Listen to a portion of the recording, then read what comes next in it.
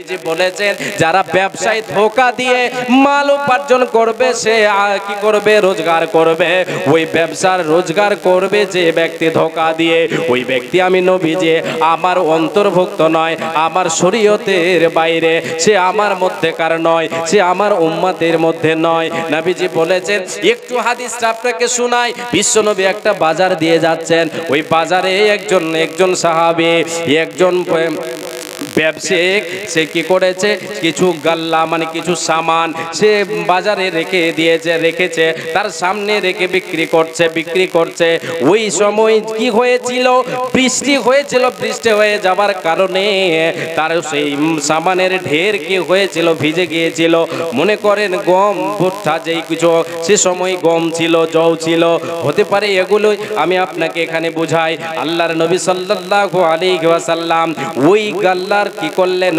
ভিতরে হাত ঢোকালেন। উপরটা ছিল শুকনো, ভিতরটা ছিল ভিজে ছিল পানিতে।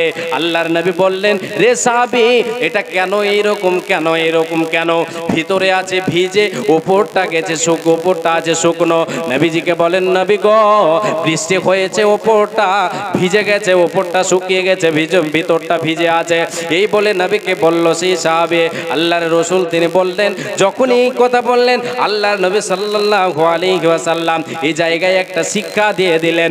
রে সাহাবী, তুমি শোনো, তুমি কেন আফালা জাআলতাহু ফাওকা তুআমে কাইয়ারাহুন নাস, এই সাহাবী তুমি কেন এই মালটাকে যেটা শুকিয়ে গেছে এটাকে তুমি ভিতরে কেন করে দিলে না?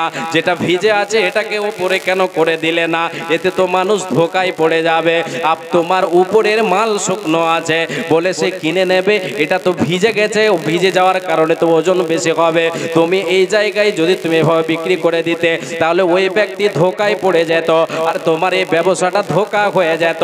সাহাবী রে, তুমি শুনে নাও, মান গাসসা ফালাইসা মিন্নি, যেই ব্যক্তি ধোঁকা দিয়ে উপার্জন করবে সেই ব্যক্তি আমি নবীজি আমার অন্তর্ভুক্ত নয়, আমার শরীয়তের মধ্যে সে নয়, আমার শরীয়ত থেকে সে বাইরে। তাহলে এখানে আমি আপনাকে দেখাবো এটাই, যে ব্যক্তি নবীর শরীয়তের মধ্যে থেকে বেরিয়ে যাবে সে ব্যক্তি কি কখনো জান্নাত লাভ করতে পারবে না। আমরা দেখছি কত রকমের ধোঁকা ব্যবসা। আল্লাহু আকবার। ধোঁকা দিয়ে মানুষ এটা চিন্তা ভাবনাই করে না যে মানুষকে ধোঁকা দিয়ে যে আমি ব্যবসা করছি, এই ব্যবসার উপার্জিত মালটা যে আমার হারাম হয়ে যাচ্ছে, এটা চিন্তা ভাবনা আজকে আমার আপনার নাই। কেন? নবীজির ভবিষ্যৎবাণী যে আমার উম্মতের মধ্যে এমন একটা সময় আসবে, এমন একটা ওয়াক্ত চলে আসবে যে মানুষ ভাববে না, চিন্তা করবে না যেটা হালাল না হারাম। এ বাবা, আমাকে আপনাকে হালাল হারাম পার্থক্য করতে হবে। হালালটাকে কি করতে হবে? ধরতে হবে। অবৈধ যেটা সেটাকে ছেড়ে দিতে হবে। কেন? অবৈধ কবুল হবে না, আল্লাহর দরবারে কবুল হবে না। অবৈধ ভক্ষণ করে আপনি আল্লাহর ঘরে গিয়ে, মসজিদে গিয়ে আল্লাহকে ডাকবেন, আল্লাহ তাআলা আপনাকে কবুল করবেন না।